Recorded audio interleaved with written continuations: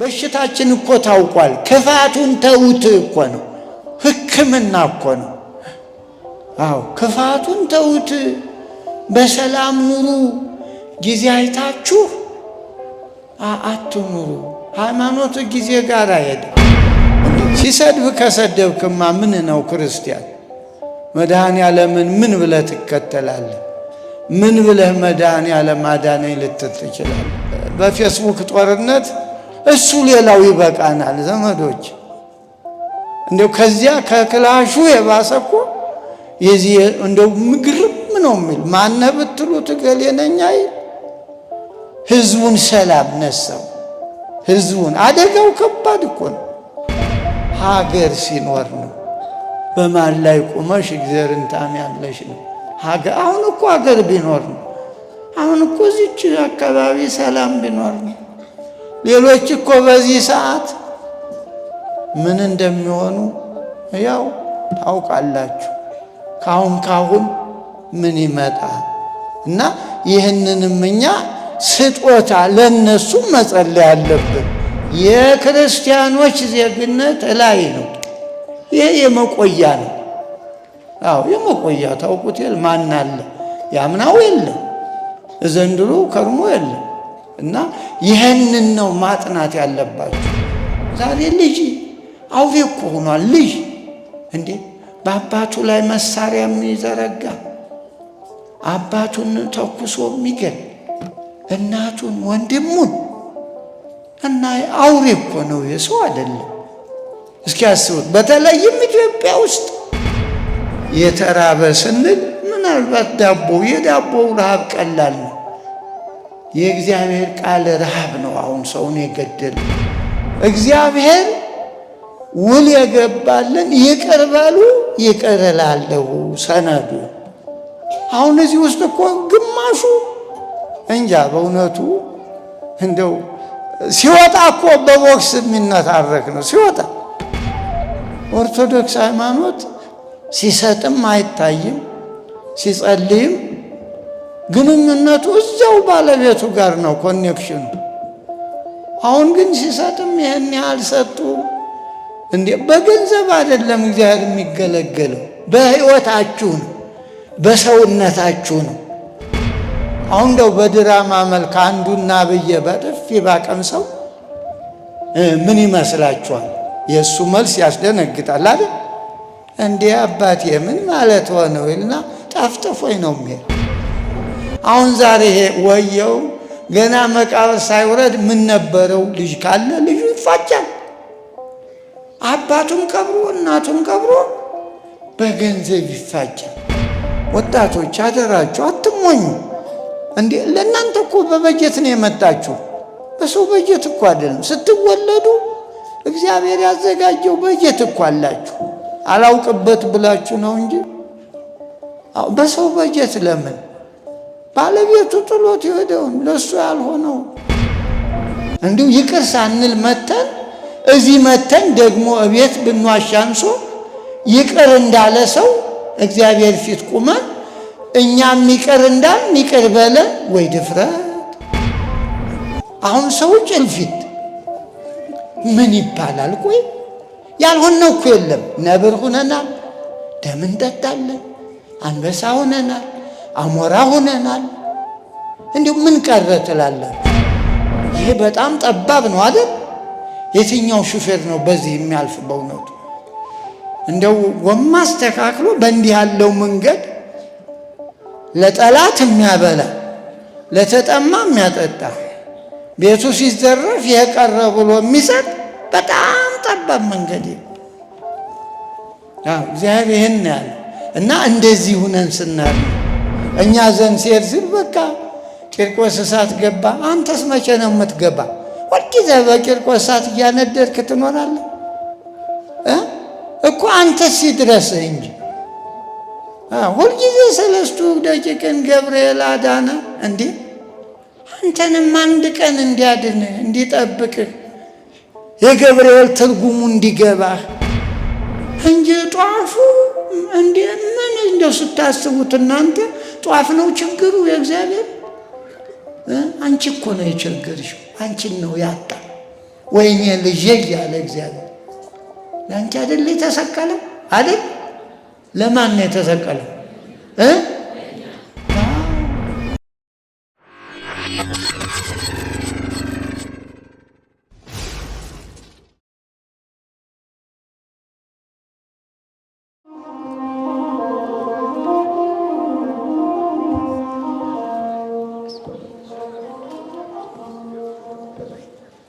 ይቅር ስላልከኝ ነው እያለን ሁላችን አብረን እንዘምራለን።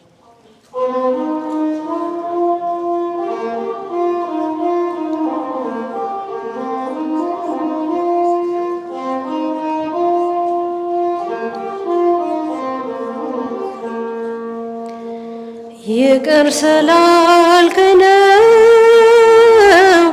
የኔ መቆም፣ ደግሞ እንዳልፈርድ እርዳኝ፣ ደግሞ እንዳልፈርድ እርዳኝ በሰዎች ድካም።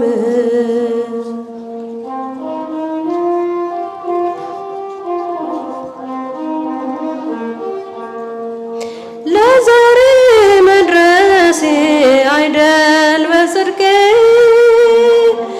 እያነሳኝ ነው አይተህ ወድቄ። በፈረድኩበት ፍርድ እንዳይፈረድ አልሁን ፈሪሳዊ ወንድሜን ልውደድ። ጉድፉን አለ የወንድሜን በደል፣ አለ በኔ ላይ ምሰሶ የሚያህል። ጉድፉን አለ የወንድሜን በደል፣ አለ በኔ ላይ ምሰሶ የሚያህል። ይቅር ስላልከኝ ነው የኔ መቆም፣ ደግሞ እንዳልፈርድ እርዳኝ፣ ደግሞ እንዳልፈርድ እርዳኝ በሰዎች ድካም።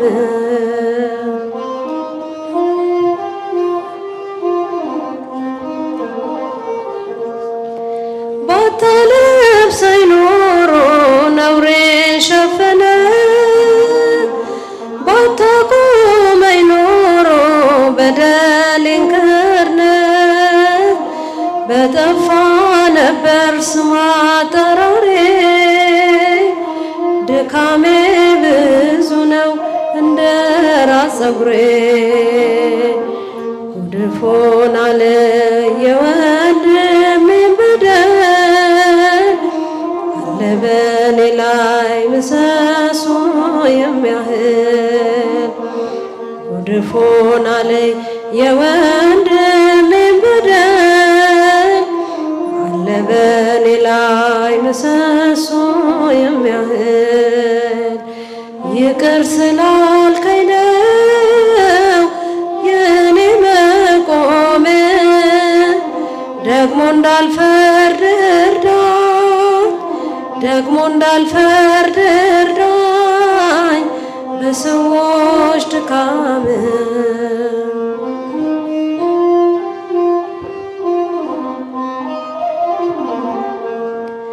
በምሕረት ብዛት ከቤት ልግባ፣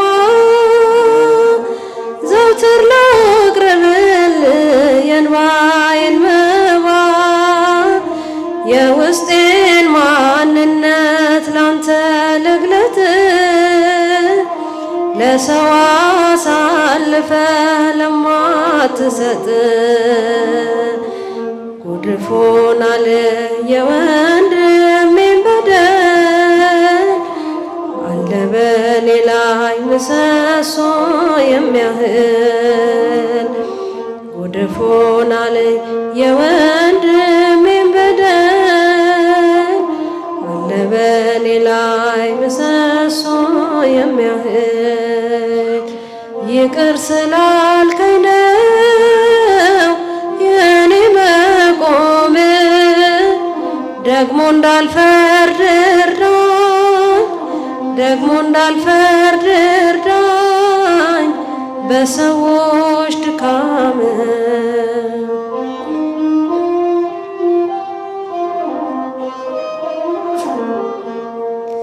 ዕለት ዕለት ግብሬ ኃጢአት መስራት ነው። አንተም ዕለት ዕለት እኔን መማር ነው። የበደለን መተው ያንተ ነውና በወንድሜ መማር ቆሜ አልቅና። ጉድፉን አለ የወንድሜን በደል አለ በኔ ላይ ምሰሶ የሚያህል። ጉድፉን አለ የወንድሜን በደል አለ በኔ ላይ ምሰሶ የሚያህል። ይቅር ስላልከኝ ነው የኔ መቆም፣ ደግሞ እንዳልፈርድ እርዳኝ፣ ደግሞ እንዳልፈርድ እርዳኝ በሰዎች ድካም።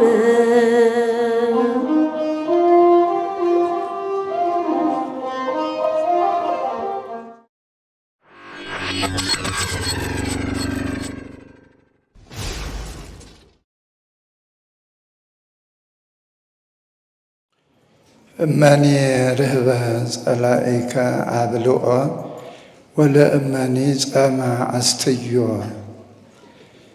ቅዱስ ጳውሎስ መልእክት ወደ ሮሜ ሰዎች ምዕራፍ 12 ቁጥር 21 ጠላትህ ቢራብ አብላው፣ ቢጠማ አጠጣው። ይህንን ካደረክ በራሱ ላይ የእሳት ፍም ትከምርበታለህ። ተከበሩ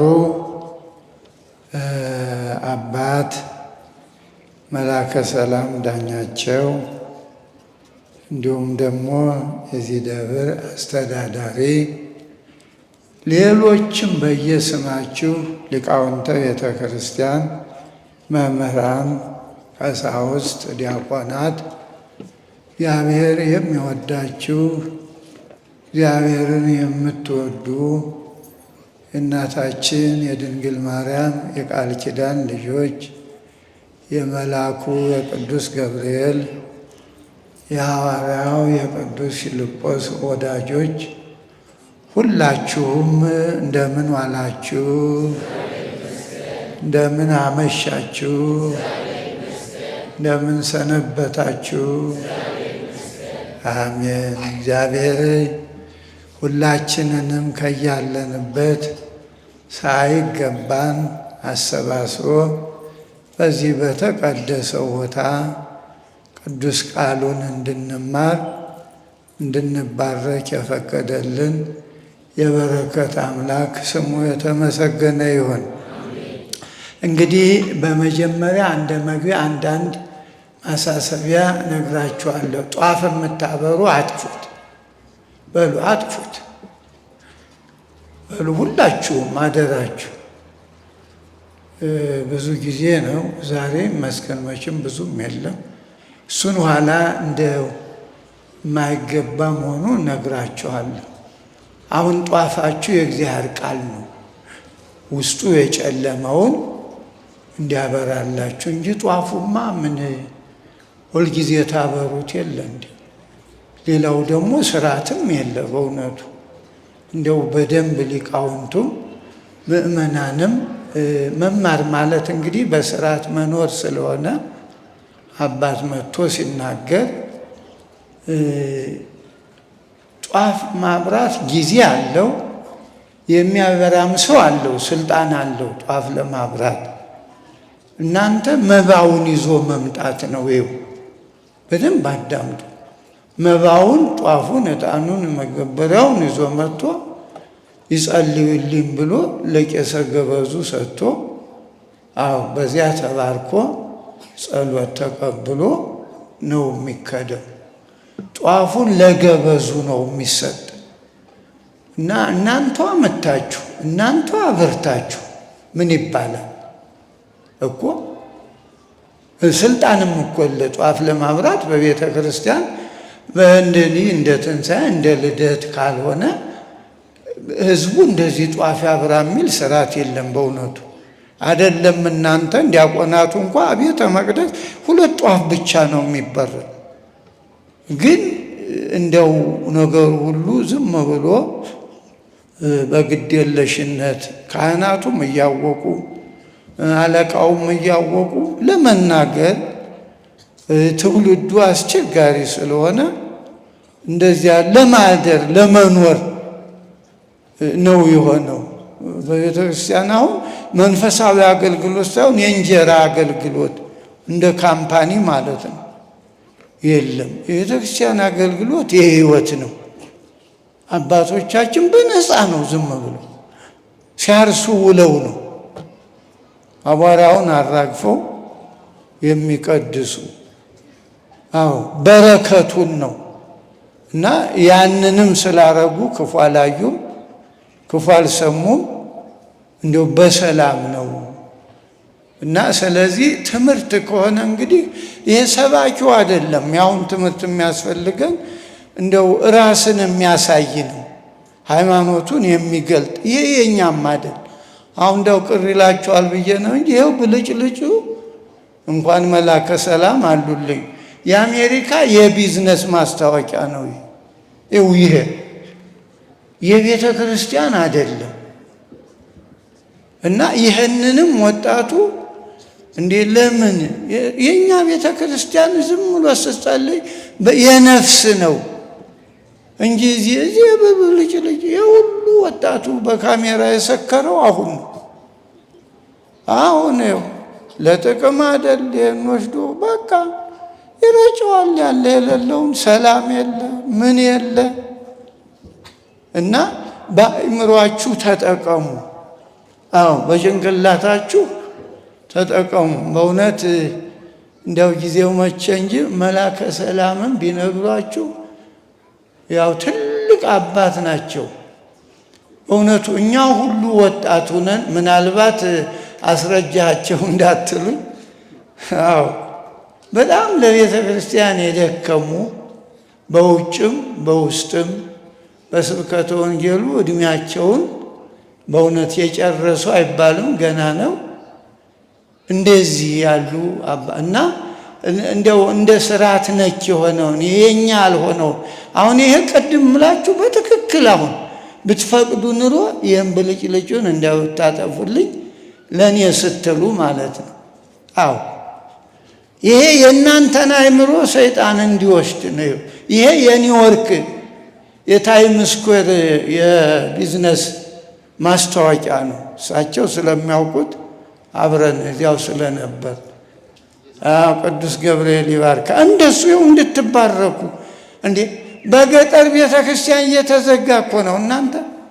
መቀደሻ ጠፍቶ ገዳማት እየተዘጉ ነው። ለምን ለዚያ እንዲጸለይላችሁ ለዚያ ስጡልኝ። አዎ እና ለሊቀ ዲያቆኑ ለቄሰ ገበዙ ነው የሚሰጥ። ለእናንተ እኮ እንጸልያለን በቅዳሴው ጊዜ። አዎ መባቸውን የወንድሞችን የእህቶችን መባ ተቀበልን እያልን እንጸልያለን። ያን አትርሱ። አሁን ምን እንበል እንግዲህ እናንተ እዚሁ አበራችሁት፣ ምን ብለን እንጸልይላችኋለን? እና ደግሞ ስጦታ እኮ ለባለቤቱ ከተሰጠ በኋላ መልሶ ስጠኝ አይባልም። አሁን ያመጣችሁት ለቤተ ክርስቲያን ነው። ቤተ ክርስቲያኒቱ ተቀብላለች በቃ እንዴ! እና ይሄን ተውት፣ መጥፎ ነው። ጸሎታችንም እኮ አድራሻ ያጣ ይሄ ነው እኮ ገደበው። ስርዓት እየጣስ ነው የኛ ፍላጎት ማለት ነው። መቼ እንደተጀመረ ታውቃላችሁ? አንድ ወጣት በአንድ ችግር ጊዜ ወጣቱን ለማሰባሰብ ጥሩ ረድቶታል። በእውነቱ ግን ልምድ ሊሆን አይገባም። ለዚያ ጊዜ ሆነ። አሁን ደግሞ ለምንድን እንዴ ስንት ዳህላል እንዴ ብር ዛሬ አንዱ ጧፍ ቢያንስ ምን ይሆናል? እንደው ከ10 ብር በታች ሆነ አይሆንም ማለት ይህን ለትንሣኤ ሰብስባችሁ በቤተ ክርስቲያን በኩል ድሆችን ብታገድፉበት በእውነት እንዴት እግዚአብሔር ደስ ይለዋል። አሁን እኮ አጋጣሚ ሆኖ ጠላተ ቢራብ አብላው አያችሁ መጽሐፉ የሚለው። ይህ እንግዲህ ዛሬ ከበድ ያለ ነው። የዝምሮ ስብከት ምንም ይለማር ለምነግራችሁ ቅዱሳንን የሚያሳይ እናንተም ደግሞ ቃሉን ተከትሎ ቅዱሳን እንድትሆኑ የሚያደርግ ነው። ዝም ብሎ መጥቶ ዝም ብሎ መሄድ ምን ያደርጋል?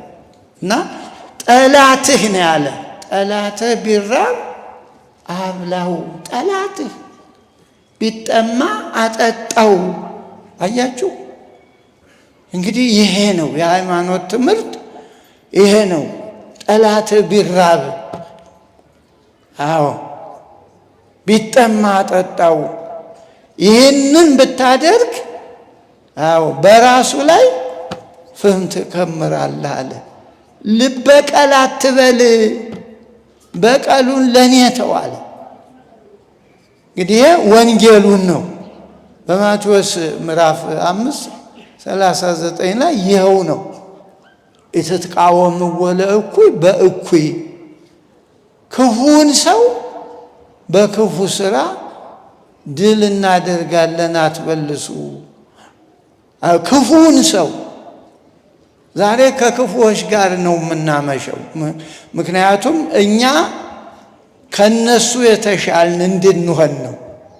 ዛሬ የምታዩት ሰው ይኸው እንዲጨካኝ አውሬ፣ የቆሰለ አውሬ ሆነ ሰው። ጤነኛም አውሬ አይደለም። ያ ጤነኛው አውሬ በእውነቱ ይሮጣልም። የቆሰለ አውሬ በቃ ምንም የሰከረ ዝም ብሎ ምንም ቢባል ሄዶ ሰው መልከፍ ሰው እና እንደዚያ ነው የሆነ ሰው። ስለዚህ እዚህ ስንመጣ ትንሽ ስንቅ ጊዜውን የሚያሳይ ደግሞ እንደ ጊዜው ነው። ምናልባት ዛሬ እናንተ ቅዱስ ገብርኤል ነው እንደዚያ። ቅዱስ ገብርኤልማ ምን ሁልጊዜስ ቅዱስ ገብርኤል አይደል እንዴ? ሁልጊዜ አብሮናል፣ ሁልጊዜ ከጎናችን ነው። ግን ከጎናችን እንዳይሆን የምንሰራው ስራ ደግሞ ያረቀዋል። አማኝ ስንሆን ነው። መላእክት የሚሆኑ ቅዱሳን አማኝ ማለት ደግሞ አሁን እንዳልኳችሁ ነው እንጂ ዝም ብሎ የጋኔን ሃይማኖት አይደለም።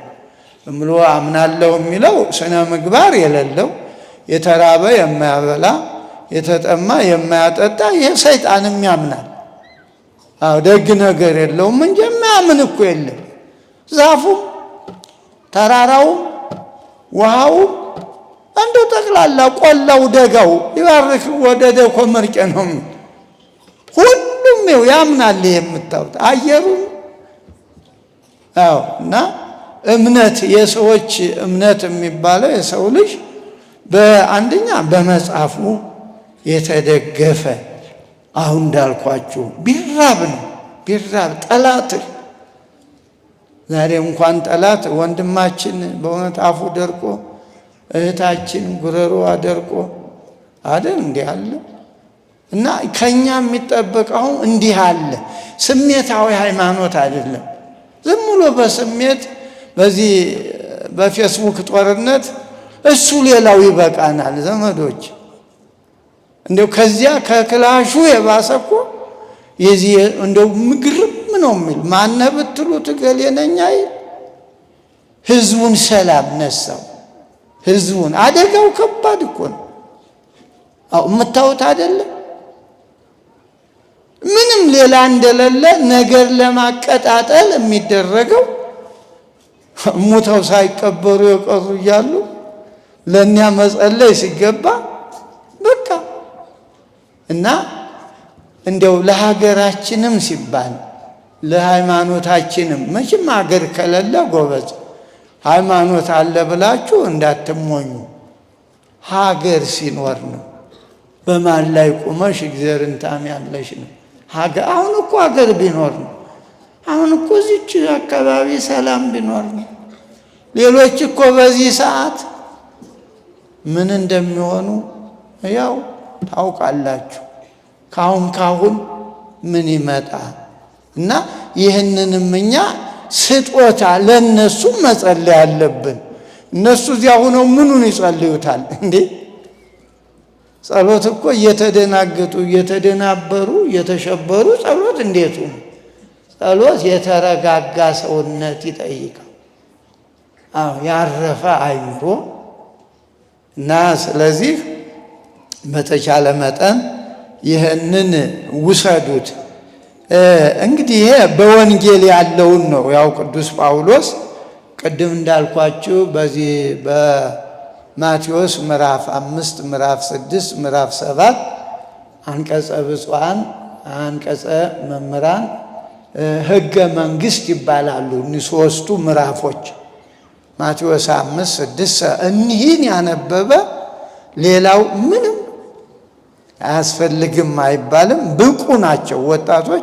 እኒህ ሦስቱም ምዕራፎች ሽምድድ ብታረጉ ወዴት እንደምትሄዱ ጂፒኤስ ማለት ነው። ሕይወታችሁ ወዴት አቅጣጫ ለመውሰድ ይሄ በጣም ጠቃሚ ነው እንጂ ዝም ብሎ ጊዜ እንደ ጫጩት ያም ሰባኪ መጥቶ ሲጮህባችሁ እንዴ ጫጩት እኮ እንደው ለተወሰነ ጊዜ ነው እንጂ ክንፍ ያወጣል፣ ራሱን ችሎ ደግሞ ምግቡን ይለቅማል አይደል? ሁል ጊዜ እንዴ ለምን እናንተ ዛሬ በጣም እኮ እንዴ ሊቃውንት ናችሁ እኮ። ግድ ዲቁና ካልተማራችሁ አይደለም፣ አነባችሁ ትረዳላችሁ። ከዚያ ደግሞ የራሳችሁን ሊቃውንትም እኮ ሞልተዋል። እንደው አግቢ ፈች ሁናችሁ በየቀኑ ሰባኪ ዘማሪ እንዴ እናንተ ምን ትሰራላችሁ እኮ? ምን ትሰራላችሁ እናንተ? እንደ ስጦታችሁ እና እኒህን ሦስቱም ምዕራፎች እንደው ጋብዣችኋለሁ። እሺ ባሉ ሁላችሁም ሴት ወንድ ሳትሉ ማቴዎስ ምዕራፍ 5 ቁጥር 6 የምዕራፍ 6 ነው ምዕራፍ 7 ሦስቱ የተራራውን ስብከት ይባላል። ግን ሕገ መንግሥት ነው የቤተ ክርስቲያን መንግሥተ ሰማያት። ልክ በዚህ በምድር ዜጎቹ ሕገ መንግሥታቸውን ያውቃሉ። ያው እኛ ሀገር ነው እንጂ ማንም ዜጋ ያውቃል መብቱን ግዳጁን። ሁል ጊዜ እንዲያረክ አይባልም፣ ያውቃል። በትምህርት ቤት እንዳንድ ሳብጀክት ነው ማለት ነው። እና የቤተ ክርስቲያናችን ሕገ መንግሥት ሰማያውያን ዜጎች ስለሆን ይህ ምድሩ ማንም እኮ ነው፣ አውሬውም ፈረሱም አህያውም ይኖርበት ነው። የክርስቲያኖች ዜግነት እላይ ነው። ይሄ የመቆያ ነው። የመቆያ ታውቁት የለ ማን አለ ያምናው የለም ዘንድሮ ከርሞ የለም። እና ይህንን ነው ማጥናት ያለባችሁ። ይህን ስታጠኑ ትባረካላችሁ። ርኅሩሃን፣ ቸሮች፣ ደጎች ትሆናላችሁ። ዛሬ ልጅ አውሬ እኮ ሆኗል። ልጅ እንዴ በአባቱ ላይ መሳሪያ የሚዘረጋ አባቱን ተኩሶ የሚገል እናቱን ወንድሙን እና አውሬ እኮ ነው፣ የሰው አይደለም። እስኪ ያስቡት። በተለይም ኢትዮጵያ ውስጥ በተለይም እንደው እንዲህ ያህል ታሪክ እኮ የለም። በቤተ ክርስቲያን ታሪክ በግራኝም በጉዲትም በሌላውም በጣሊያኑ እንደዚህ ያለ የለም በእውነቱ። እና ምንድን ነው ዝም ብለን መተን ዝም ብለን እንሄዳለን። ይኸው እንዴ ለምን ሰው ገበያ ሄዶ ትንሽ ሸምቶ አቅሙን መመለሳል? ለምን ገበያ ይሄዳል? ይሄ ገበያ ነው። የፈለጋችሁት ሁሉ አለ እኮ። ስቶሩ ሰፊ ነው። የምትፈልጉትን ሁሉ ነው። እና የተራበ ስንል ምናልባት የዳቦው ረሃብ ቀላል ነው። የእግዚአብሔር ቃል ረሃብ ነው አሁን ሰውን የገደለ። ይሄ በእርዳታም በሌላም ተብሎ ደግሞ ሰላም ሲሆን በአንድ ዓመት በጎመን በድንች ይታለፋል። ኢትዮጵያ እኮ ችግር ሊኖር አይችልም። ጥሩ ሀገር ናት አየር ንብረቷ። እና አሁን ረሃቡ ሰላም ነው። ረሃቡ ሰላም፣ ሰው ተርቧል፣ ተጠምቷል። እና ይሄ ደግሞ የሚገኝ ቤተ ክርስቲያን ነው። ሌላው የረሃብ ስቶር ነው ያው የምታውቁት ምን እና ስለዚህ ዛሬ እንደው ጠንከር ያለ ዓይንህን አውጣ ቢል ዓይን የሚወጣበት፣ እጅህን ቁረጡ ይባል እጅ የሚቆረጥበት ትምህርት ነው። ይህን ነው ማወቅ። እንዴ ሲሰድብ ከሰደብክማ ምን ነው ክርስቲያን? መድኃኔዓለምን ምን ብለህ ትከተላለህ? ምን ብለህ መድኃኔዓለም አዳነኝ ልትል ትችላለህ? ጳውሎስ እኮ ይኸው የነበረ ሕይወቱ ተቀይሮለት ኋላ መስቀል ተሸክሞ ሌትም ቀንም የሚያሳስበው የቤተ ክርስቲያን ጉዳይ ነው። የቤተ ክርስቲያን ጉዳይ ያን ነው። እንግዲህ ቢራብ አብላው፣ ቢጠማ አጠጣው ነው ያለ እና ስለዚህ በማቴዎስ 5 ቅድም እንዳልኳችሁ እዚያው ወንጌሉን ነው ቅዱስ ጳውሎስ ስለኖረው ወንጌሉ ስለገባው ይህን ደግሞ በራሱ ስሜት አገላለጥ ፍህም ትከምርበታለህ አለ። እኛ እኮ በቀል ልንመልስም ብንል አንችልም እኮ እንደገና የባሰ አደጋ ነው የምንወርቀው። ተውልኝ ለእኔ ላይ አለ እግዚአብሔር። ለእናንተ የምታደርጉት ይቅር ባይነት ነው። ዛሬ ዕለተ ዓርብ ነው አለ። ይቅር ባይነት ነው ለክርስቲያን እንጂ በቂም በበቀል ተለውሶ እዚህ ቤተ ክርስቲያን መጥቶ ይቅር ሳይሉ ይቅር በላይ ማለት ድፍረትም ነው ኃጢአትም ነው። ምን አይነት ውል አለ? መቼስ ሰው እኮ ሲዋዋል አንድ ነገር ይህን ላድርግልህ ሲል ይህን አደርጋለሁ ብሎ ነው። እንደውም ቤት ኪራይ ቤት ስትከራዩ እኮ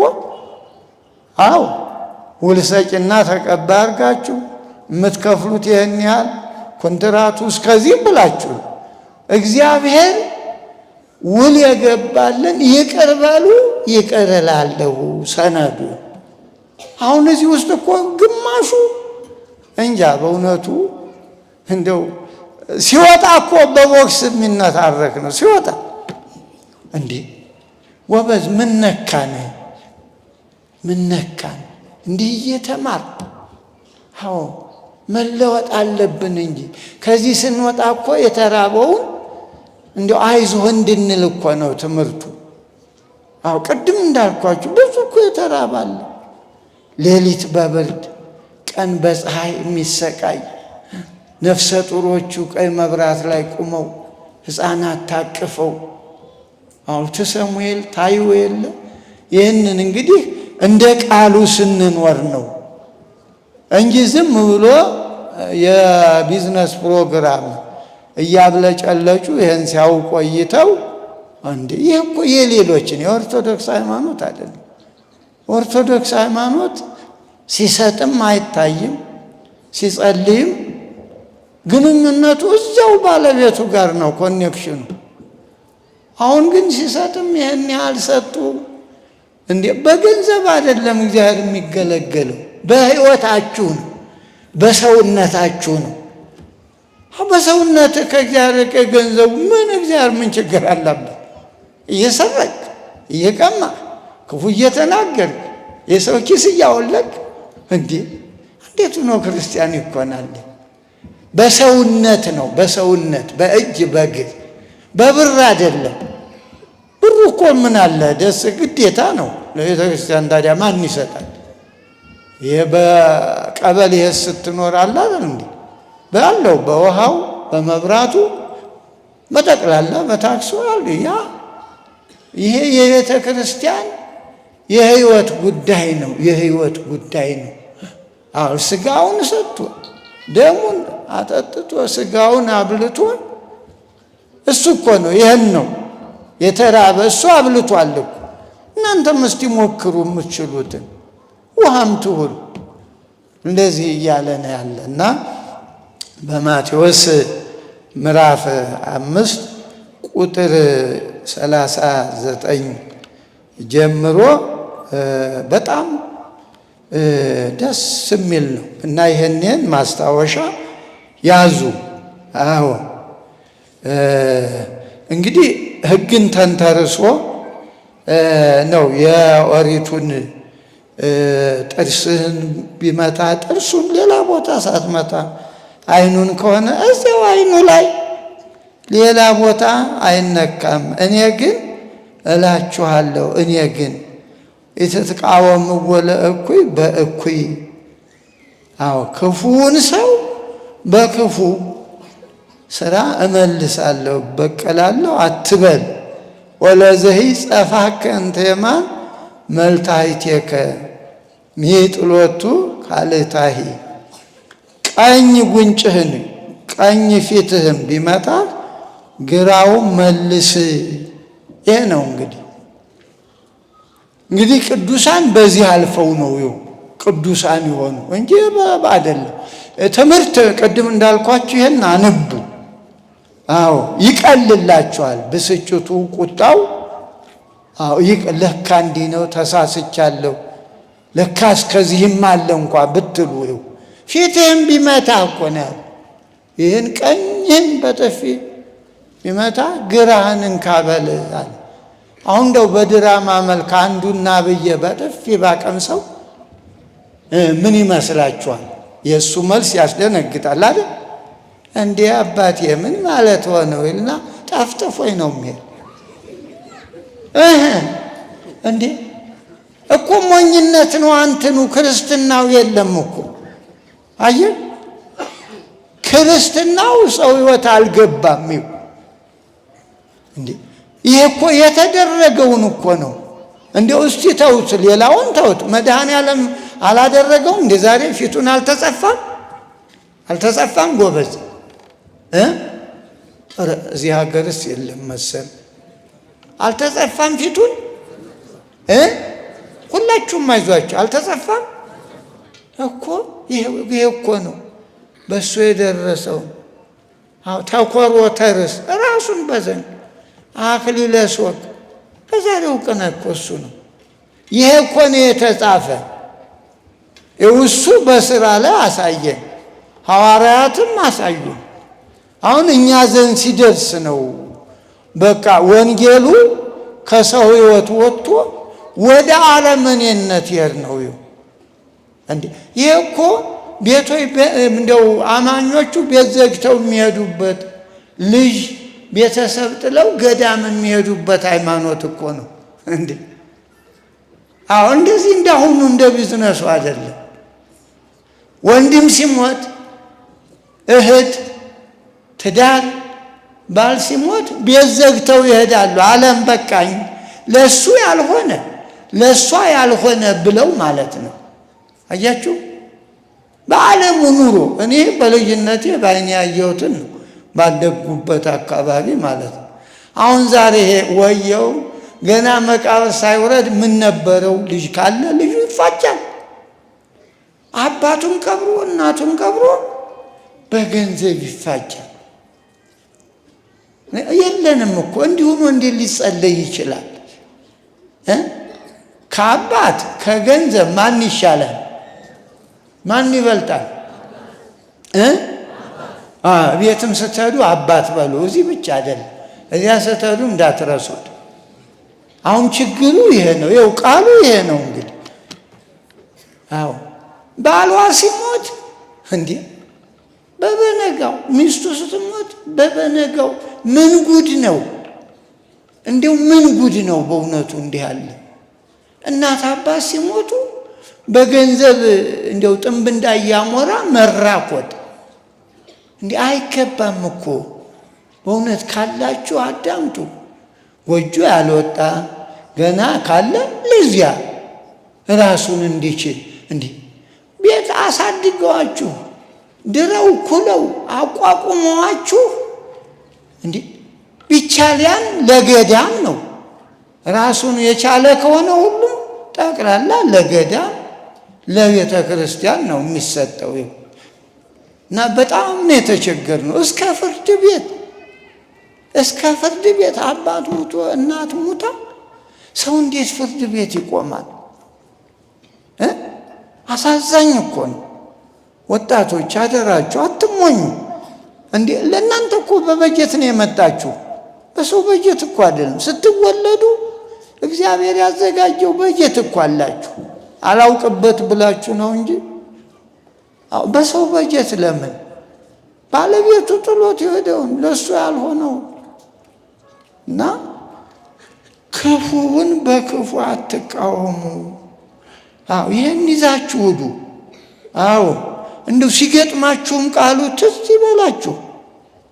እንዴ ቅድም የሰማሁትስ በሉ። በኑሯችሁም ባልም ሚስቱ ጋር እንዴ ለምን እንዴ ቅድም ሰምቼ እንዴ ሃይማኖት እኮ ነው። ያለዚህ ሃይማኖት ምን ሃይማኖት ይባላል? እድር እንኳ ህግ አለ፣ አክሲዮን እንኳ እድር አለ።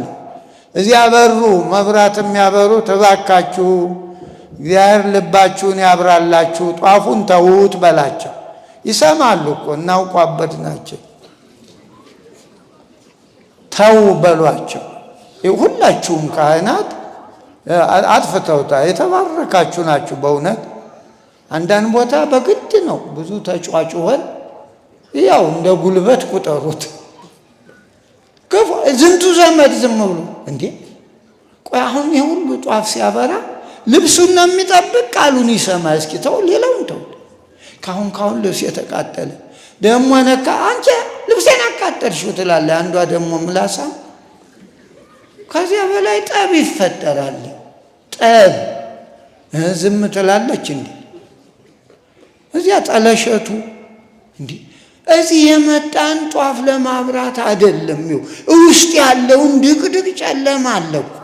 ግራ ገብቷችሁ ሰው የማያውቀው እናንተና እግዚአብሔር ብቻ የምታውቁት ነገር አለ። ያንን ነው እኮ አሁን ለሕክምና እኮ ነው የመጣችሁ። ለሕክምና ካርድ ሳታወጡ በነፃ እንዴ መማጠን ቅዱስ ገብርኤል ምን ነው እያላችሁ ስትጸልዩ እንዴ እግዚአብሔር ፊት የምትቆመው አይደለ? ምን ይዘህ መጣህ ለእኔ በሉት። አይዟችሁ ምን ይዘህ መጣህ እንዴ? ዘካርያስና ኤልሳቤጥ ብቻ ናቸው እንዴ? እኔሳ ምን የምስራች አመጣህልኝ በሉት። ይሰማችኋል በዚህ አቀራረብ። አለበለዚያ መጣችሁ አበቃ። ወይም ቅዱስ ገብርኤልን ፈጣሪ አድርጋችሁ አንተ የፈጠርከ እንዴ ይቆጣል። ቅዱስ ገብርኤል የኛ ጠባቂ፣ የኛ ረዳት፣ የኛ አገልጋይ፣ እግዚአብሔር ፊት የሚቆም ማንም የማይቋቋመው ምንም ኃይል ይህን ነው። ስትጸልዩ በዚህ መልክ ነው። በዚህ እግዚአብሔር መልእክት ይዞ የሚመጣ መልእክቱን ይዤ መጥቼ እኮ ነው ያለ። የኔ አላለም እኮ ተልኬ መጣሁ። የምስራች ትወልዳለህ ብዬ እምቢ ካልክ በቃ እንደገና አንደበትህ ጆሮህ ይመካን ይሁን ዲዳ ሁን አለው። በቃ ስልጣን ይሄ ነው። ዲዳ ሆነ ይው እና አሁንም የእግዚአብሔርን ቃል የማይሰማ ትውልድ ዲዳ ነው። እኛም እኮ እየተገዘትን ነው እንዴ ግድ በእያንዳንዳችን መጥቶ ነው እንዴ ቃሉ እየተገዘትን ነው። ማንሰማ ከሆነ ኑሯችሁ ዲዳ ይሆናል። ኑሯችሁ ግራ የገባው ቢቆነጥጡትም አይሰማ ቢጠሩት ወይም አይል ኑሮ አሁን ያለንበት ማለት ነው። አሁን እንደዚህ ነው። ሰው ገበያ ሄዶ ገበያው ወይ አይል አቤት አይልም፣ ዝም እና ይሄ የእግዚአብሔርን ቃል መስማት ጥሩ ነው እስከምታምን ያለ። መቼም እስከምናምን ብዙ ችግር አለ። እስከምናምን ቃሉን እስከምንቀበል። አዎ እንዴ አሁን ይቅር ሳንል መተን እዚህ ድፍረት አይደል ዘመዶች? እንዲሁ ይቅር ሳንል መተን እዚህ መተን ደግሞ እቤት ብንዋሻንሶ ይቅር እንዳለ ሰው እግዚአብሔር ፊት ቁመን እኛም ይቅር እንዳልን ይቅር በለን። ወይ ድፍረት! ይኸው በዚህ እኮ ነው እምቢ አለ እንዴ። እንኳን እግዚአብሔር እኔ እንደው እሺ እላለሁ እንዴ ከተዋዋል ነው ውጭ ይህን ስጠኝ ይህን ልስጥህ ከተባባልን ውጭ እንዴት አድርጌ እንዴ? እግዚአብሔር ሞኝ አይደል? ወይም በጉልበት እግዚአብሔር ይቅርታ በጉልበት አይነጠቅ። ይቅር በሉ ይቅር ልበላችሁ። አሁን ወጭ አለው ጎበዝ፣ ወጭ አለው እኮ ሸክምህን አራግፈህ ብትሄድ ምን ቸገር እንዴ? ከእናንተ ጀምሩና እኔ ላስተካክለው ጉድለቱን እኮ ነው የሚል እግዚአብሔር። እኛ ግን ሞጨጭ አድርገን እንዴ አይምሮ ያበላሻል እኮ ጠብ። ጥላቻ ክፉ ነው፣ መርዝ ነው እኮ ጥላቻ። አዎ። እና ስለዚህ በእውነት ክፉውን ነገር መተው አለብን፣ እንለማመድ። ክርስትናውም ማለት ነው እንዴ ክፉ ነገር እኮ ጥሩ ነው እያልኩ አይደለም። ክርስቲያን ለመሆን መለማመድ አለብን። እንዴ ቅዱሳን እኮ ይህን አልፈው ነው ቅድም እንዳልኳቸው ዓይናቸውን አውጥተው ጥለው እጃቸውን ቆርጠው እኮ ነው። የእነሱም የእኛም ሃይማኖት አንድ እኮ ነው። የገብርኤልም እንደኛ እኮ ነው ሃይማኖቱ፣ እኛ የምናምነው ነው። ልዩነቱ እነሱ ረቂቃን መላእክት ናቸው፣ እንደኛ የሚሞቱ ክፉ ካረጉ ይሞታሉ፣ በመንፈሳቸው ይሞታሉ። እግዚአብሔርን የተዳፈረ ዲያብሎስም መልአክ ነበር፣ ሙቷል። እሱ መሞት ማለት ከእግዚአብሔር መለየት ማለት ነው። አዎ እንጂ ሥጋ እነሱ አጥንት ጅማት ደም የላቸው አይሞቱም። ያው ምስጋናው ነው ምግባቸው፣ ልብሳቸው፣ እረፍታቸው፣ ቀለባቸው ሁሉ ቅዱስ ቅዱስ እያሉ መኖር ነው እነሱ። አዎ እና ስለዚህ እኛ ምን አለ እንዴ በሽታችን እኮ ታውቋል። ክፋቱን ተውት እኮ ነው፣ ሕክምና እኮ ነው። አዎ ክፋቱን ተውት፣ በሰላም ኑሩ። ጊዜ አይታችሁ አትኑሩ። ሃይማኖት ጊዜ ጋር አይሄድም። ትናንትም ዛሬም ነገም ምንም እንደ ልብስ አይቀየርም። ወይም እንደ አካባቢ እንደው ከዚህ ቀበሌ ወደ ሌላ ቀበሌ ቤት አይደለም። ሃይማኖት ያው የነበረው ነው፣ ያው አይሻሻልም። የሚሻሻል ሰው ነው። አዎ ሰው ነው። እና መሻሻል አለብን። በእውነቱ ጥቅሙ ይሄ ነው። እንግዲህ የምንማረው አሁን እንዳልኳችሁ ነው። አዎ ክፉውን በክፉ አዎ ወለዘህ ይፈቅድ ይታገልከ መልበሰከ ህድግሎቱ ክዳነከሂ። አዎ መጎናጸፊያህን ሊቀማ ሊወስድ የፈለገ ቢኖር አለ ጋቢህንም ጨምረህ ስጥ። ጋቢህን እንትን ጠጀባብህን ቀሚስህን። አያችሁ አሁን ይሄ እንዲሁ ሲወራስ ሞኝነት አይመስልም? አሁን ካንዳችሁ ያን ጋቢውን አንተ ልጅ ና እስቲ አንተ አሁን እንዲገባል ያ ጋቢ ያለው አንተማ ምን ጋቢ አለ? አንተን አይደለም። ና ተባርከህ ና ማሙሽ ና ተባረክና ያን ባለ ጋቢ ዝም ብለህ እዚያው ቆይ ቅዝቃዜ ያለው አይ አንተ ይሄማ ጥሩ ሌላ ካስተማር ይዞ መጣ በለድ ወደዚህ ቆይ አንተ እንግዲህ ወንጌሉ መጎናጸፊያ ጋቢህን ስጥ ብሎ አምጣ። እሱን ጋቢ እዚያው ነው ተቀበልልኝ እንዲገባችሁ ነው ወንጌሉ። እንግዲህ በአካል አሁን ይሄን እንግዲህ ለአንዱ ድሃ ልንሰጥ ነው። አሁን ደግሞ ጃኬቷም ትፈለጋለህ። እኔ አይደለሁ ያልኩኝ ቶሎ ያው ድራማውን ጨርሰናል። እንደዚህ እኮ ነው። ይኸው ቃሉ እኮ ነው፣ የሰው አይደለም። ዛሬ ማታን ይዤው መጣሁት ቃል አይደል፣ ቅዱሳን ዓለምን ያሸነፉበት ነው። ይኸው ቅዱሳን ዓለሙን ድል ያረጉበት የደበደቡበት በዚህ ነው። በቃ አይደለም ጋቢ ሕይወታቸውን እጅ እግራቸውን ማለት ነው። ይህ እኮ በእጅ በእግር ይሄኛ አሁን በስጦታችን በክፋት ተለውሰን እንዴ ብር ስንሰጥ ሞቅ ይለናል። እንዴ እግዚአብሔር ምን ያደርግለታል? ብሩ እኮ ለአገልጋዮቹ ለአንዳንድ ነገር ለዚህ ነው። ለእግዚአብሔር እናንተ ናችሁ።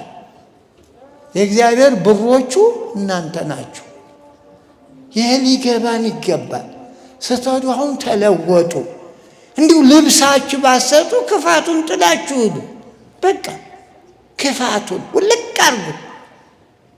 አንድ ባህታዊ በዚህ ሊቃውንት ሲተረጉሙ አንድ ዓለምን የናቁ ባህታዊ ነበሩ ይባላል። አሁን እንዳልኳችሁ ወለዘይ ይፈቅድ ይታአገልከ መልበሰከ። አዎ መጎናጸፊያን ጋቢህን ሊወስድ የሚፈልግ ካለ ቀሚስህንም ስጠው አለ። ካቦርትህንም እንግዲህ ቀሚስ ለእኛ ለእናንተ ጃኬቱ ማለት ነው፣ ስጡ አለው። ኋላ ወንበዴዎች እንግዳ መስለው መጡ። እዚያ ምስኪኑ አዳ እሱ አላወቅም።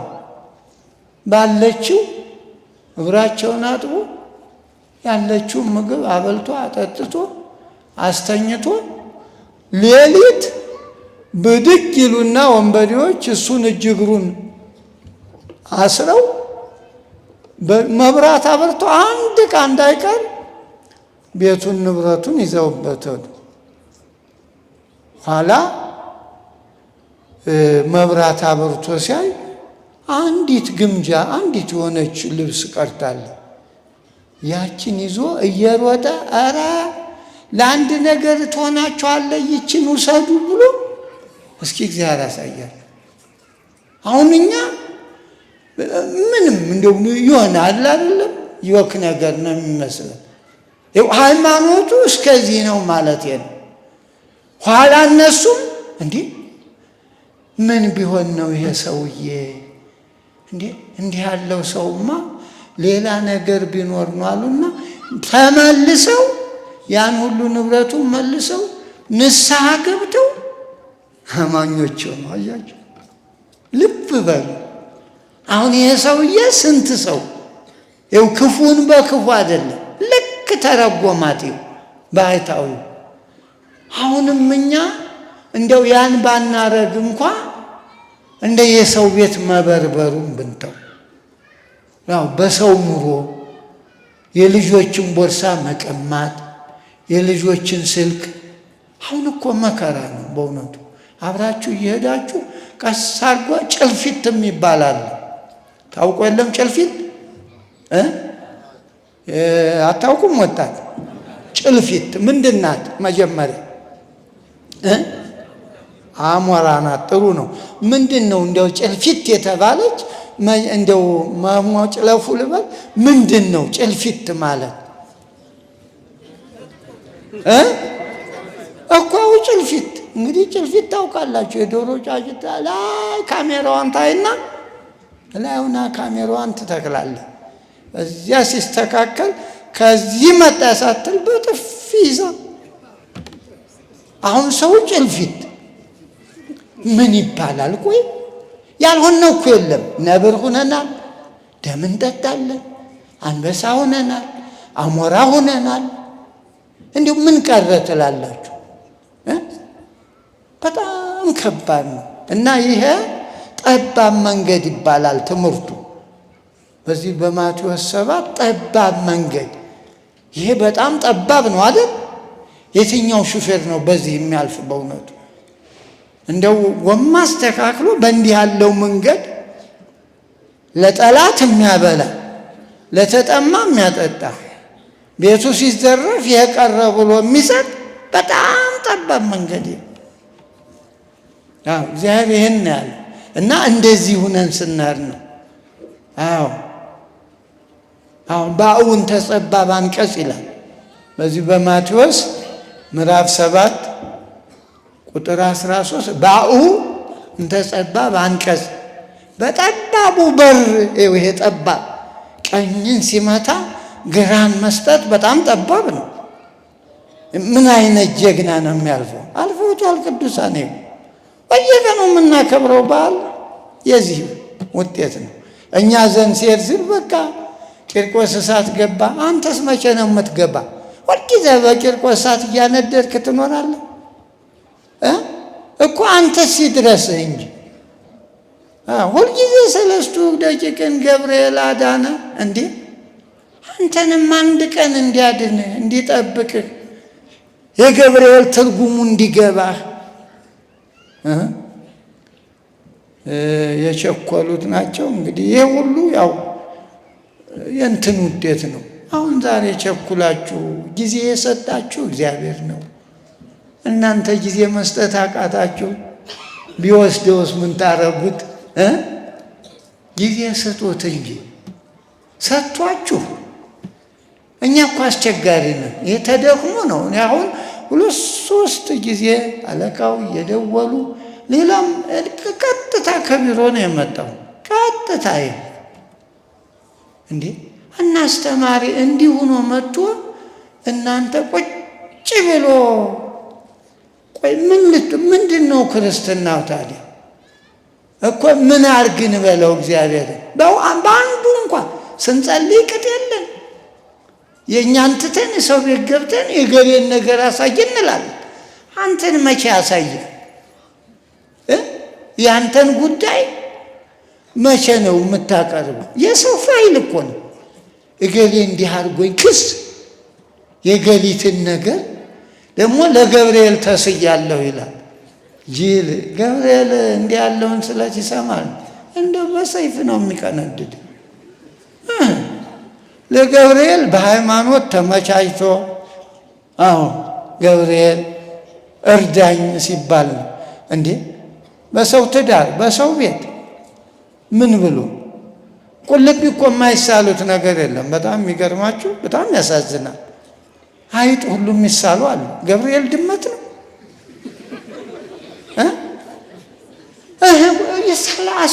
ይሳላሉ እኮ ገብርኤል ቅማላ አመጣልሃለሁ። ምን እብደት ነው እናንተ? ምን አለ ለድመቷ ቢሳል ወሬ ያለች እና ጸሎታችንም እንደዚህ ንስሐም ግቡ እምቢ፣ መቶም ተማሩ እምቢ፣ አስራት በኩራት አውጡ እምቢ፣ ቁረቡ እምቢ። እንዴ ምንድን ይባላል ታዲያ? በሰላም ኑሩ ተስማምታችሁ እምቢ። እንዴ ምን ይባላል? ይሄ ምን ብሎ ይስማን ማለት የለም። ይሄ እኮ ለሰይጣን የሚቀርብ መስዋዕት ነው እንጂ ለእግዚአብሔር አይቀርም። እንዴ በትዳር እየተጫወቱ እግዚአብሔር ቤት መጥቶ ምን ብሎ ይጸለያል? ምን አፋለ እንዴ? ስትጋቢ የዚያ ቀን መንግስተ ሰማያት ነበር። ማን ወሰደው? ያን ይሄ ጠፍቷችሁ ነው እንዴ? እንደው ኑሮ ዝም ብሎ እንደ ሰርጉ ቀን ሁሉ ጊዜ ኑሮ ይሆን ብላችሁ ነው? እንዴት ሆኖ የለም። ስትወልድ አካሏ ይቀነሳል። በቃ መልኳ ሁሉ ግማሽ እየቀነሰ ስትሄድ 2-3 ስትወልድ መልኳን ሁሉ እንዳለ ልጆቹ ይዘው ሄዳሉ። ትደክማለህ። የዚያ ጊዜ እንዴ አይዞሽ ነው የሚባል። በህማምሽ በመከራሽ በችግርሽ እረዳሻለሁ ብለህ ቃል የገባ ሰውዬ የት ትሄዳለህ? እሷም እንደዚያው። እና ዘመዶች ህይወታችን ቅርብ እኮ ነው። ሩቅ ይሄን ስናስተካክል ይስተካከላል። እግዚአብሔር ይሰማናል። እንግዲህ አሁን በኢትዮጵያ ይሄ ሁሉ ህዝብ እየተማረ ወንጌል እየተሰበከ እንደው ነፋስ እንደገባው ደመና ጸሎታችን እየደረሰው ይጥላል ብለን ቀድሰናል፣ ጸልየናል። ምን ነፋስ ወሰደው? ኃጢአታችን ያልተሟላ ዝግጅት የጎደለው ጸሎት ባልተናኳለው። የጸሎት መጀመሪያ እኮ ልብን ንጹህ አድርጎ መጀመሪያ ብፁዓን ልበ ንጹሐን ብፁዓን ልባቸው ንጹህ የሆነ ብፁዓን ንጹሐን ልብ ይውቀላዝሙ ልባቸው ንጹህ የሆነ። እንግዲህ ልብ ንጹህ ማለት መችስ በሳሙና በበረኪና አታጥቡትም እኮ በቃ በቃሉ መታጠብ ነው። በቃሉ ዛሬ አሁን እንደው የሆነ ነገር ቀንሳችሁ ካልሄዳችሁ ምን ያደርግላችኋል መመላለሱ? እና እንደ ቃሉ መኖር እንደ ቅዱሳን የዓለም ከንቱ ብለው አይደል? ዓለም ቢገዙ ቢነዱት ምን ያደርጋል ሰው ነፍሱን ካጣ? በዚህ ጥቅስ ነው እንዳለ ብዙዎቹ መናንያን ሄዱ። እንዲህ ነፍሴን ካጣው ምን ያደርግልኛል? ዛሬ ኑሮ ብቻ ነው። አንዱ ፎቅ ሲሰራ እኔም ፎቅ እንዴ ፎቁ ካለ ይሰራል። ምንም አለ ኃጢአት አለ። ከሌለ ምን አስቸገረ? ያንተ ፎቅ ላይ እኮ ነው እንዴ። አዎ ለምን በዕዳ ለምን ነፃነት ይጠፋል? ዛሬ ፎቅ የሚሰራ ሁሉ ሰው እኮ አይተኛም። እንደ ሕፃን ሲባንን ነው የሚያድረው። ሲሚንቶ ብረቱ እንደዚህ እያለ እኮ ነው የሚያድር። ድሀ እኮ ጌታዬ እንዳንተ አለመኛ አለ ለጥ ብለህ የምታድር። አዎ ለጥ ብለህ ምናልባት ብታስብ ነገ ምን ቁርስ በላ ነው እንግዲህ። ያችን ከበላህ ደግሞ ምሳህንሳ ትላለህ። ሰላማዊ ነህ እኮ ምሳህን ስትበላ እንደው እራቴንስ።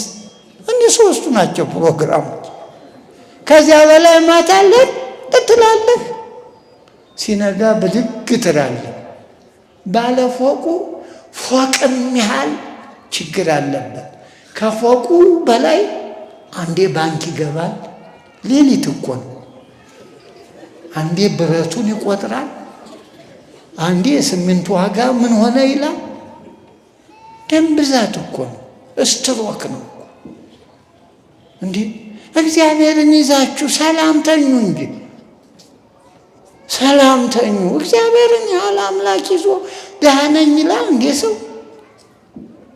ሁሉ እኮ አላችሁ፣ ሁሉ አላችሁ። እግዚአብሔርን ስታጡ ሁሉም የለም። ይህን እመኑት። ባህታውያኑ በባዶ እግራቸው የዛሬውን ባህታዊ አይደለም የትናንቱን ነው። እውነተኛውን ባህታዊ ማለት ነው። በባዶ እግሩ ጤነኛ፣ ሐሳብ የለሽ፣ በፈለገው ብርድ አይመታው። ለብሷላ በውስጡ ለብሷል እግዚአብሔር። ዛሬ ሶፋ ውስጥ ሆኖ ስንት ብርድ ልብስ ለብሶ ሐኪም ቤት ሲሄድ ብርድ ነው ይለዋል። ያን ሁሉ ጥሶ እንዴ እግዚአብሔር ሲለይ እኮ ነው። ቢለብሱት አይሞቅ አንድ እሺ አይልም እኮ። በእግዚአብሔር ሲያጌጥ እኮ ነው። ወተከብሩ በስሙ ቅዱስ፣ ስሙን ስጠሩ ትከብራላችሁ አለ። በቃ ክብር እሱ ነው። የቅዱሳን ልብሳቸው ዛሬ ሴቱ ግራ ገብቶት በእውነቱ እንደ ወንድ ሱሪ እንትን ብሎ ኢትዮጵያ አይመስልም ስታድር። በዚህ በፒያሳ በዚህም አካባቢ ሊኖር ይችላል። ምን ሱሪ ወንዱ አይለይ ሴቱ አይለይ እንዴ? ባልየው ማን ነው? ሚስት ማን ነው እኮ? ምን አማረብኝ ብላችሁ ነው? እንደ እናትሽ ቀሚስሽን ሸቅ አድርገሽ በቃ እንደ እናትሽ የቄራ የዋለ ውሻ መስለኝ ልቅረቅ ብለሽ እንደ አንድ ጅል ነው እንዳንቺ እንጂ ደነኛው እኮ እንዴ አይቃጣው። ኑሮን ውበት እኮ የተፈጥሮ ነው። ውበት በእግዚአብሔር አንዴ ፈጥሮ የለ ውብ አድርጎ ቀለም ቢያንስ ኑሮ ቀይ ቀለም አጥቶ ነው ይለቀልቅሻል። አዎ እግዚአብሔር ቀለም ችግር የለበትም እኮ ሰው አድርጎ። ዝም ብሎ እኮ በዚያ ከምትቀቡ ዝም ብላችሁ በጧት በቀዝቃዛ ውሃ ታጥባችሁ ትወጡ በቃ እንትፍ ይልባችኋል። አለበለዚያ ይሄ ምች ነው። ምቹ ደግሞ ተቀብሎ ያነጉዳታል። በቃ እንዴ የሃይማኖት ሰው ጌጡ ጾሙ፣ ጸሎቱ፣ ፍቅሩ፣ አንድነቱ ጌጡ እኮ ይሄ ነው። ትዳሩ ነው ጌጡ። ለማን ነው የምታጌጡት? እንዴ አላደ እንዴ ባለቤትሽ አለች እኮ ባለቤትህ። አንተ እኮ ጌጠኛ ነህ። እንዴ ምን ፈልገህ ነው? ቆይ ወንድ እንኳን መቼም ብዙ አይፈረድም ማለት እችን ቀለም የተቀባውን እስካሁን የለም። በሚመጣው ዘመን ምናልባት ሌላም ነገር እና አይዟችሁ፣ ሞራል ይኑራችሁ፣ እንደ እናቶቻችሁ ሁኑ። ብልጫው በመማር ጥሩ ነው፣ ኮምፒውተሯን በመጎራጎር ይሄ መቼም እናቶቻችን አልገጠማቸውም። በዚህ ጥሩ ነው። አዎ ጥሩ ነው መማር።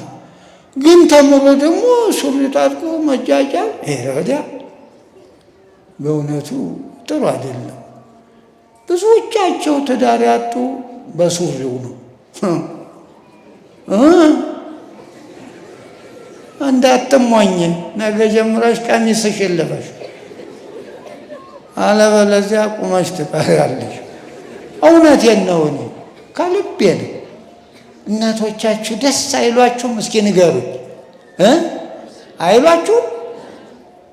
እናንተ አንድ ልጅ ሳትወልዱ የምታረጁ እንዲህ 10 12 ወልደው ውበታቸው፣ አዎ አነጋገራቸው፣ ለዛቸው እንዲህ የእናንተ አሁን እንዲያው ተጣጥራቸው አንድ ተወልዱና እንደሚዳቁ ያችስን ታንቀሳብሉ። አይ ቆይ ደግሞ ይቆይና ደግሞ ብሎ በቃ ምን እግዚአብሔር እኮ ነው የባረካችሁ። እግዚአብሔር ነው እኮ የሰጣችሁ፣ እናንተ አይደላችሁ። ልጅ ጸጋ ነው። ራስን በራስ ማየት እኮ ነው። ራስን መተካት። ፎቶ እንኳ ተነስቶ ማስታወሻ አላለ እንኳን ልጅ ወልዱ እና ክርስትናው ጋር አዋህዱት ማለት ነው። እኔ ስለ እናንተ ልብስ አይደለም እንደው እንዲህ ብሎ ከእግዚአብሔር መራቆቱን ነው ማወራ እንጂ ስለ ልብሱ በእውነቱ ብዙም ግን ያስፈልጋል። የብደቷ ዜማ እኮ ነው። ከቀጥሎ እግዚአብሔርን መራቆት ስለሆነ እኮ ነው እንጂ ሌላው ምንም ችግር የለም። በእውነቱ እኔ ግዛልኝ አትሉኝ እና ጠባብ ሆነ። በአሁን ተጸባብ አንቀጽ በጠበበው በር ግቡ አለ። ጥቀ ጸባብ አንቀጽ ጽዕቅት፣ እጅግ ጠባብ መንገድ አለ። እጅግ እንተ ተወስድ ውስተ ሕይወት አለ። ወደ ሕይወት የምትወስድ ጠባብ መንገድ ወይሁዳን እሙንቱ ለጥቂቶች አለ። አሁን ይህን ትምህርት እንግዲህ ዛሬ በጣም የበረቱ 3 ሰዎች ካሉ ነው እንጂ በዚህ ትምህርት ድራይቭ ሊያደርግ የሚችል የለም። በጣም ከባድ ነው። ፊትህን ሲመታ በዚህኛው መልስ። ጠላትህን ቢራብ አብላው፣ ቢጠማ ጠጣው። እንዴት አድርጉ? አረ ለእህትህ ባበላ፣ አረ እናትህ ጋራ በሰላም በኖርክ ልጅ እና ጠባብ መንገድ። አዎ ማድራሻው ግን ሕይወት ነው አለ። እንተ ተወስድ ውስተ ሕይወት ማለት ወደ መንግሥተ ሰማያት ማለት የምታገባ መንገድ። በሌላው ተቃራኒ ደግሞ እስመ ረሃብ ወስፌት ፍኖት፣ ሰፊ ጎዳና አለ። ሰፊ አውራ ጎዳና ዝም ብሎ ብዙ ትራፊክ ባንዴ በዋን ወይ የሚፈስበት ማለት ነው። እንደዚህ አድርጉ። መላከ ሰላም እንግዲህ እሳቸው ያውቁታል። አሜሪካ በአንዱ መስመር 12 መኪና ይሄዳል። በአንዱ እኮ ነው። እኛ እንደው ተጣጥሮ 3 መስመር ይኖራል። በአንዱ እኮ ነው። በዚህ በዋንወዩ በአንዱ በዚያ ደግሞ ይሄ ወደዚያ ሲሄድ ያ ደግሞ ወደ 12ቱ ሲደመር ስንት ነው? 24 ሊየን ማለት እና ያን ሁሉ የኛ መከራ ነው። የዚህ ሀገር ሹፌሮች እግዚአብሔር ያጥናቸው በእውነቱ። እግረኛው ሪዘርቭ እግር ያለው ይመስል ዝም ብሎን ሞልቀቅ እያለ እንዴ ፈሬኑ እምቢ ቢል እማን ላይ ይወርቃል ጎማው? ይህም ሁሉ እወቁ ክርስቲያኖች፣ አትንዘላዘሉ። ስንት ሰው ነው ባደጋ።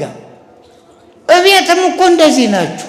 ስትነዱ በቃ እቤት እንዴ እቤት በ5 ነው፣ በ5 ስፒድ ነው።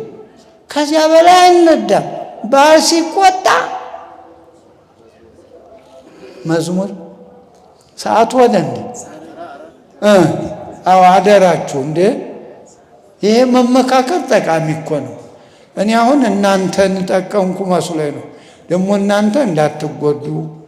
አዎ ሰዓት መጠቀም ጥሩ ነው፣ ግን ነገም ቅዳሜ ነው። ምን አታርሱ፣ አትቆፍሩ።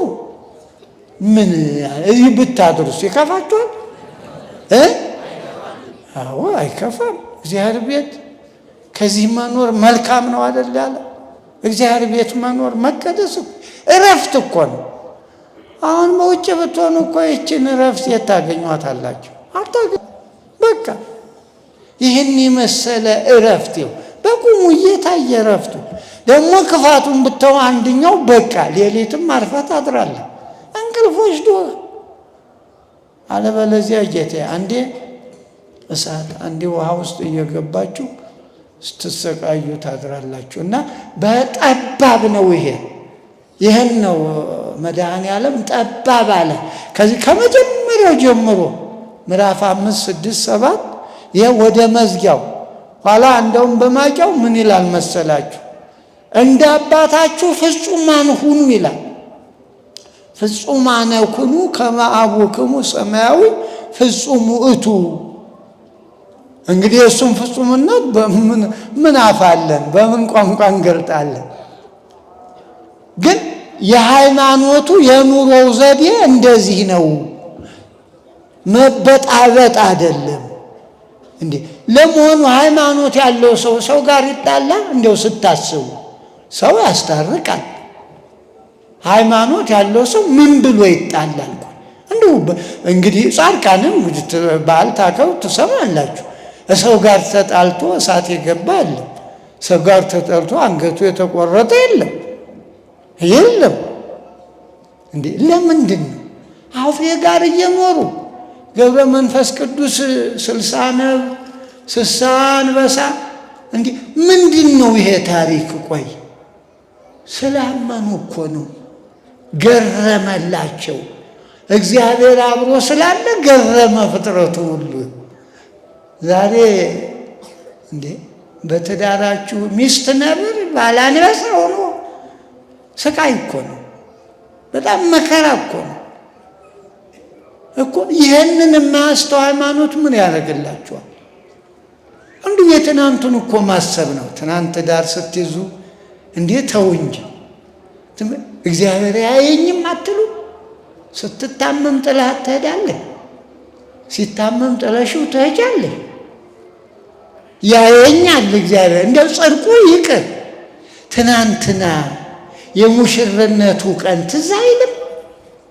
ይረሳል ይረሳል? እህቶች ንገሩ። አንተ ደግሞ መቼ ተሞሽረህ ነው? ቤቢ እኮ ነው እንዴ! እንደው እኮ አንተ ገና ነህ ልጄ። እንድትሞሸር ቃሉን አዳምጥ፣ ተማሩ። ለእናት አባታችሁ ታዘዙ። አሁን ይሄ ነው አለመታዘዛችን። ይህን ሁሉ ማታ መጣብን። አዳምም ከገነት የወጣ ባለመታዘዙ ነው። ሌላ ምንም በደል የለም። ይህን አታድርግ ቢባል አደረገው። ከዚያ በኋላ ሞተ። ዛሬም እኛ የምንሞተው ትእዛዝ እየጣስን ነው። እንዴ ተፋቀሩ አለ። ስንጣላ ሞት ነው። ሰላም ጠፋ። አዎ ሰላም ጠፋ። እና ሰላም ሁኑ። መጀመሪያ ራሳችሁ አይዟችሁ። እንደው በገንዘብ ማገልገል የሚለውን ተውት። በሰውነታችሁ፣ በአንደበታችሁ፣ በምላሳችሁ አገልግሉት እግዚአብሔርን። እሱ ነው። አሁን በአንደበታችሁ ጸልዩበት፣ በጆሮአችሁ ቃሉን ስሙበት፣ በእግራችሁ ወደ ቤተ ክርስቲያን ሂዱ፣ በእጃችሁ መጹቱበት። ይሄ ነው እንጂ ጧፉ ምን እንደው ስታስቡት እናንተ ጧፍ ነው ችግሩ የእግዚአብሔር። አንቺ እኮ ነው የችግርሽው። አንቺን ነው ያጣ። ወይኔ ልጄ እያለ እግዚአብሔር ለአንቺ አይደል የተሰቀለ አይደል? ለማን ነው የተሰቀለው? አዎ እንደው ለእኔ በሉና ሁላችሁም ለእኛ በሉ አለ። እንዴ ለእኛ እኮ ነው የሞተ። መድኃኔዓለም የሞተው ለእኛ ነው። እና ሌላው ሰፊው መንገድ ቅድም እንዳልኳችሁ ሰፊ መንገድ አለ። እንተ ተወስድ ውስተ ሀጉል አለ። የቅድሙ አይታችኋል አድራሻው። ይሄኛው ደግሞ ወደ ጥፋት የሚያደርስ ሰፊ ነው። እንደ ልብ ነው መኪና የሚነዳ። መጨረሻው ገደል መግባት ነው። ፓርክ የሚደረግበት ነገር የለም። ብዙዎች ናቸው አለ። እርግጥ ሰፊ ነው። በዚያ የሚሄዱ ብዙዎች ናቸው። ዛሬ ይሄ ሁሉ በዚያ አይደል የሚሄድ? ቅድም ባልኳችሁ የሚሄድ የለም፣ ጥቂቶች አለ። ይሄ ሁሉ በዚያ ነው የሚሄደው፣ በክፋቱ በተንኮሉ ማለት ነው። እና እኒህን ሁለት መንገዶች ተጠቀሙ። አሁን የትራፊክ ሕግ ጠብቁ። ኑሯችሁን እኮ ነው። እንደው ሽንቅጥ ብላችሁ እለፉበት። ችግር ቢመጣ አትንዘላዘሉ። ሜዳ ሙሉ አትሁኑ። በቃ አድራሻው አሁን አንድ ጋር ብትጣሉ ታግሳችሁ ብታልፉት ነገ እንዴት ደስ ይላል።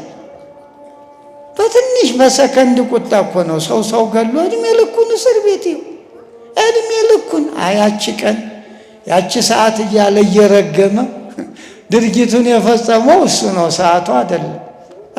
ያቀን ይላል። ያችን ማለፍ አቅቶን እና መማር የሚባለው ልጆችም በሳይዛችሁ እንደ ልጅ ታዘዙ። ወላጆቻችሁ እንዲመርቋችሁ። የወላጅ ምርቃት በጣም እንጀራ ነው፣ እድሜ ነው። እናትህን አባትህን አክብር። ቅዱስ ጳውሎስ እድሜ ያረዝማል ይላል በኤፌሶን 6 እናትህን አባትህን አክብር እድሜ ያረዝማል አለ። እንግዲህ አለቃው ቴክስት አረጉ እኮ እንዲህ እያሉ እንግዲህ መችስ እኔም ደግሞ በጠበበው በር እያልኩ እንዲህ በሰፊው መንዘላዘል ስለማይጠቅም በርቱ፣ ጠንክሩ። እንግዲህ ጠባቡ መንገድ ወንጌል ናት። ወንጌል ይችን ያዙ ትርጉሟን። ወንጌል ነው ጠባብ መንገድ። ጠላትህን ቢራብ አብላ። ጠባቡ መንገድ ነው፣ በጣም ጠባብ እና ቅዱሳን አልፈውታል ሄደው። ሰፊው ደግሞ ኦሪቱ ነው። እንደ ልብ እዚህ ላይ ከመታው ሌላ ቦታ አይመታም።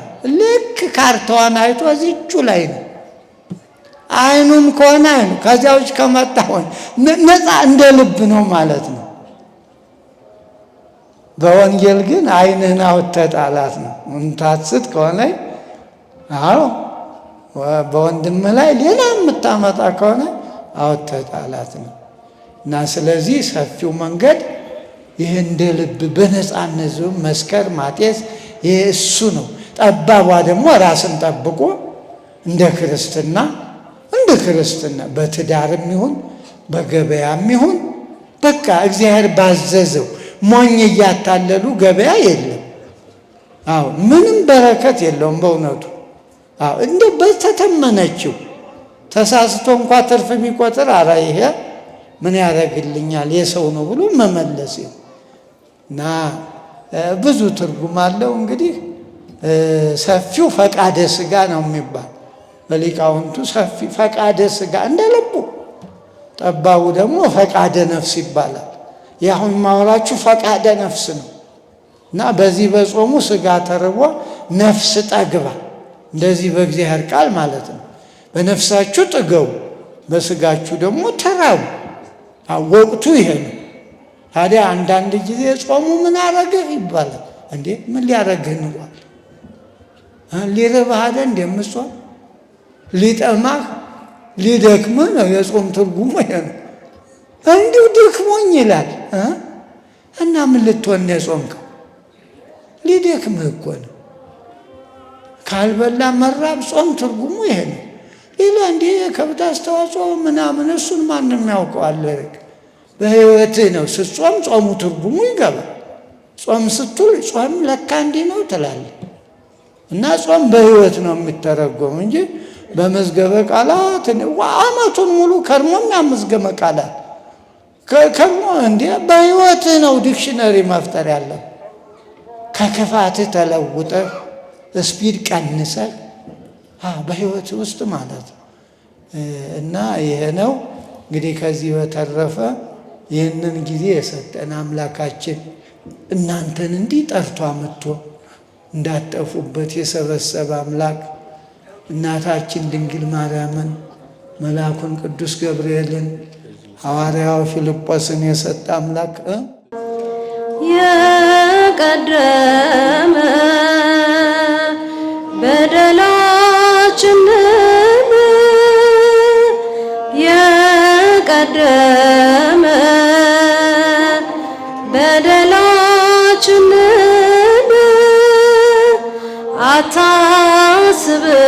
አታስብብን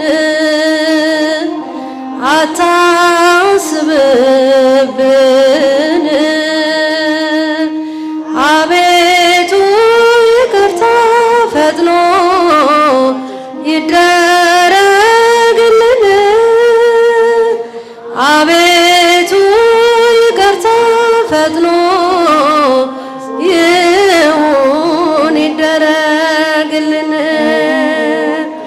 አቤቱ ይቅርታ ፈጥኖ ይደረግልን አቤቱ ይቅርታ ፈጥኖ ይሁን ይደረግልን የቀደመ በደላችንን የቀደመ በደላችንን አታስብብን አታስብብን አቤቱ ይቅርታ ፈጥኖ ይደረግልን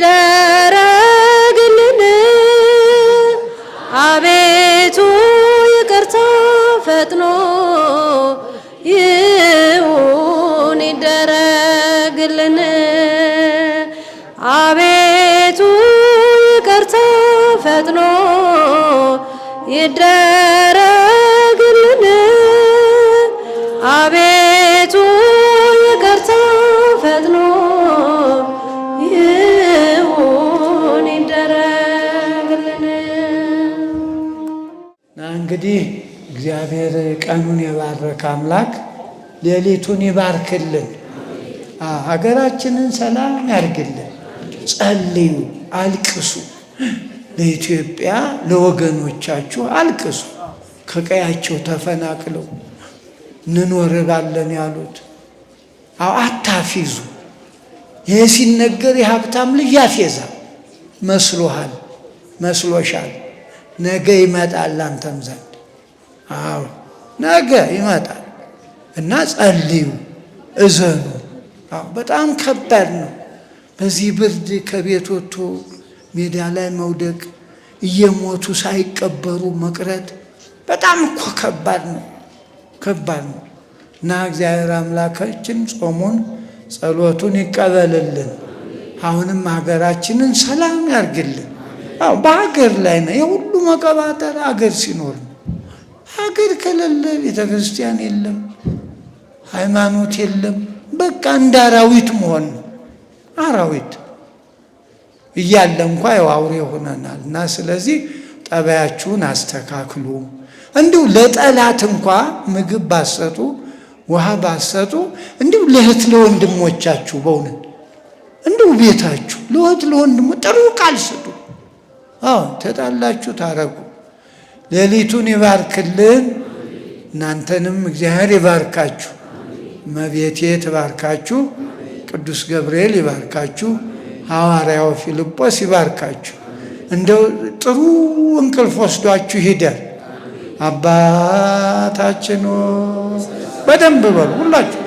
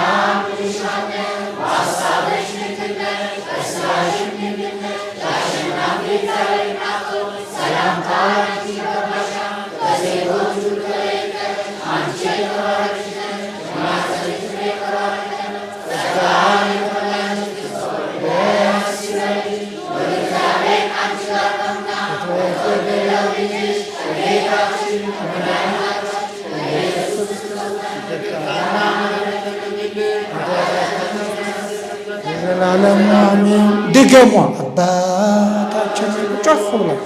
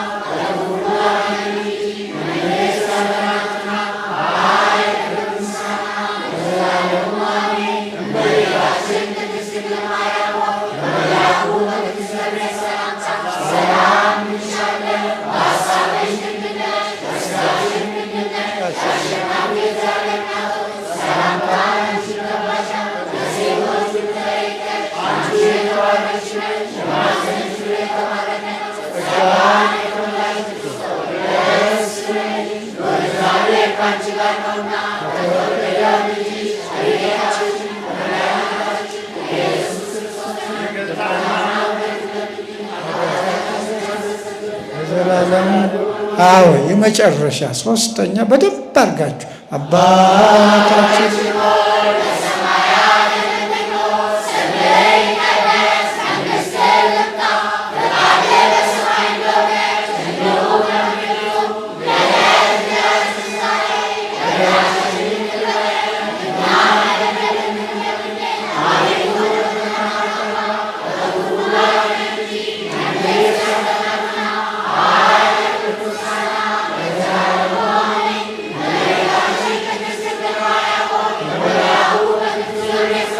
ሰላም እንልሻለን ሐሳብሽ በሥጋሽም አሸናፊ እግዚአብሔር ሰላምታ ላንቺ ይገባሻል። ከሴቶች ሁሉ በላይ አንቺ የተባረክሽ የጸነስሽም ጸጋን የተመላሽ ሆይ ደስ እግዚአብሔር ከአንቺ ጋር ነውና ከተወደደው ከጌታችን ከመድኃኒታችን ከኢየሱስ ይቅርታና ምሕረትን ኃጢአታችን ለዘላለሙ አሜን።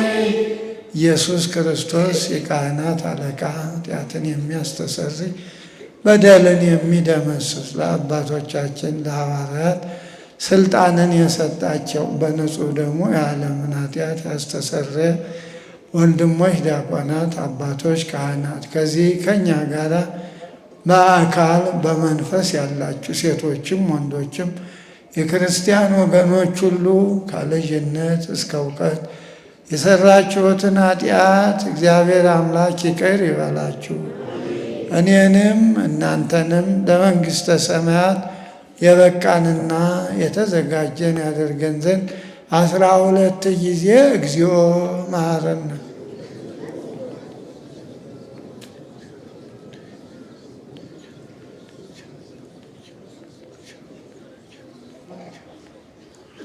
በእንተ እግዝእትነ ማርያም መሐረነ ክርስቶስ።